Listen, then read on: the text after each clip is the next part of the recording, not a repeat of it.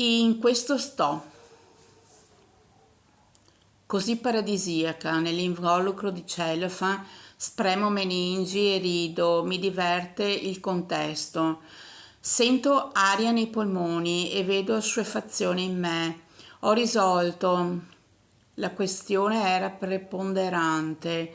L'io è codesto, nell'apparire vergine dentro, mentre l'esperta si ritorce.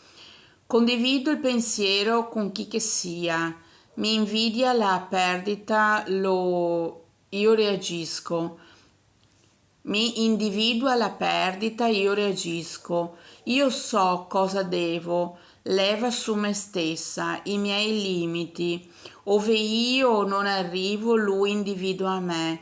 Cortese è nel descrivermi dentro l'anima mia, ha scaturito, mi sento considerata parte di una situazione dove chi cambia cosa sia il mondo. Vedo in lui codesta cortesia, come un sogno è entrato nella porta realizzando una scuola di novità. Educazione è essere me stessa sempre in ogni dove, nel là.